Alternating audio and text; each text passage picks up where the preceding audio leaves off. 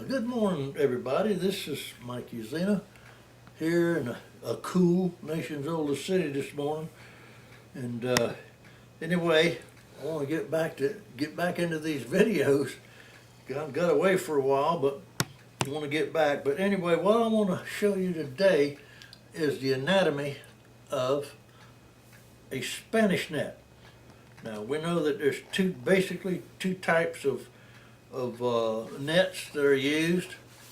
I know some people down in Southwest Florida that make three different types of nets. I won't go into that. But anyway, what this is history, and what I'm going to talk to you about today. Understand that it's Minorcan stuff. It's history of the Minorcan cast net makers. Got nothing to do with the stuff, modern stuff. They do these things different around the world. They make nets different material. But this is an old net. It's a 7-foot Spanish net, and it's made of cotton. They quit making cotton nets, I know of. I quit making cotton in probably the early 1950s.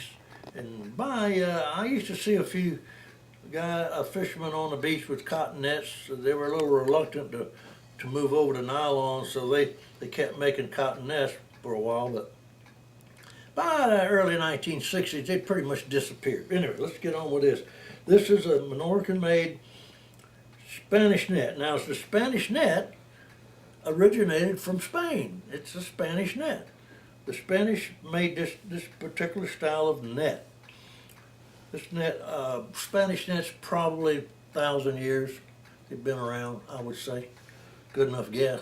Because you can't find out a lot of information on this stuff. But I go back to the Polynesian folks who started putting the Brail lines and stuff in nets. And anyway, so what I'm going to show you is cotton, and the Handlines cotton. And on the Spanish net, you can see what they did. It doesn't have a horn in the top. What they do is they just run the handline, the rope. The handline goes through the meshes, comes back through, and they braid it. And this guy wrapped it, and this morning was the first time I got a chance to really look at this. This net was donated. It's going to be redonated to the St. Augustine oldest wooden schoolhouse, which is down on St. George Street. They have a nice big showcase that they're going to put this thing outside and display it as part of our Minorcan heritage. So we're excited about that. But anyway, now, Minorcan net makers basically made three different types of nets. I mean, three different widening combinations. They made a 14 widening, 16, and a 21. A lot of the real early Minorcans back in my early days, I can remember, made 21 widening nets. They were extremely heavy, an awful lot of webbing, and took an awful lot of sinkers, which made it extremely heavy.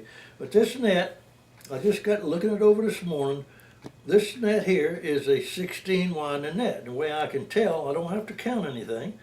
I don't have to count the meshes because I can just look at it and come down and see how far he started his widenings. He came down 12 rows, and then when I look and see how far apart he started them, they're 4 meshes apart when he started, so 4 times 16 is 64.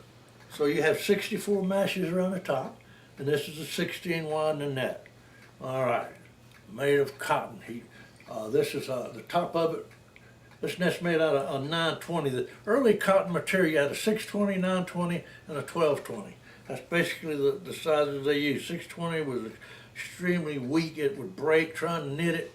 I never fooled with that. I did make a net or two out of. I didn't fool with cotton very long because nylon came into play when I really got going strong in making nets. You know, and I don't know, 53 on, I guess. About 55, nylon was easy to get. It was good, and so most of us early net makers, Minorcan net makers for the time, moved on to nylon. So I'm going to come down. This is a 7-foot net, and it's extremely heavy. It is what we Minorcan. I'm talking about Minorcan language. This is called a Spanish net. Now, we're gonna come down, and when you get down, uh, he's got a short bag on this net. I can remember some of the early net makers, that were making nets. Stuart Passetti comes to mind. And Stuart he made Spanish nets, and he put a 2 foot bag on it. So you had to net 4 feet after you stopped. As long as you wanted that net, if you're going to make it 7 foot, then you had to net an additional 4 feet onto it, because half of it comes up underneath to form the bag, and that's what we've got here. But this is not a 2 foot. It's not a 1 foot. Barely a one. I don't know if it's even a 1 foot bag. But you come down, and I don't know, can you get a good look at this thing, Phil? I'm gonna zoom in, I so hold don't know on. if you're gonna be able to pick it up like I'd like to see it. If you notice, when you get down near the bottom, I go 7 inches up from the bottom where my line is gonna tuck. You can see it. This is 7 inches from here up to here. You put a double row. Well, this net maker here, he just used a heavier diameter material, which is fine. Instead of a double row, you put because that's where the braille lines are going to attach. There's a lot of pull on it, so you want something heavier, and that's what he did. Your braille lines are 7 inches. Now I'm going to show you how these things are attached to wrap this thing up. And I'm going to put this down in. I'm going to turn it inside out where you can see. Hopefully you can see. I don't know. This is a different type of material than Phil and I work with. That's for sure. But you can. I'm fumbling here, guys. Okay, Phil, can you see that? I'm gonna zoom in. Let you zoom in. Let me try to get my hands out of the way. You see these braille lines? We call them tucks. They call them braille lines today. I never heard that word until not awful long time ago. But what they do is they go in a zigzag like this all the way around that net. He tied in down here, 3 sinkers apart. He come down from his double row. And as you can see what he did, see what I'm showing you, comes down, up, down, up, down, up. These tucks are 7 inches. That's what you should do.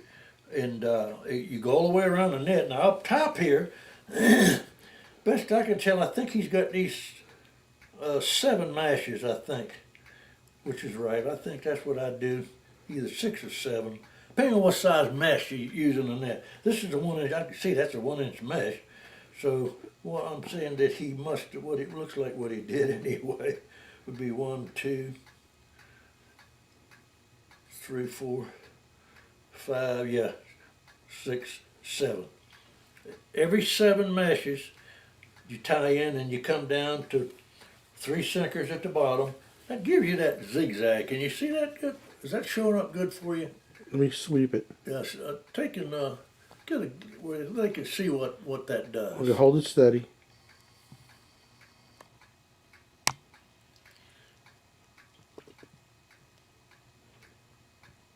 Okay. Got it? Okay. Now I'm going to let that go where you can see the bag. Now this is a small bag. This is a used net, by the way. The lady thought it was new, but it's not.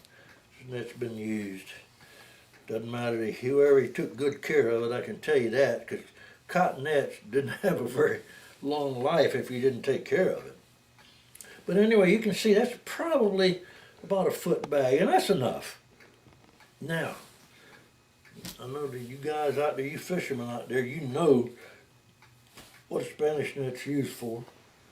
Used for shallow water.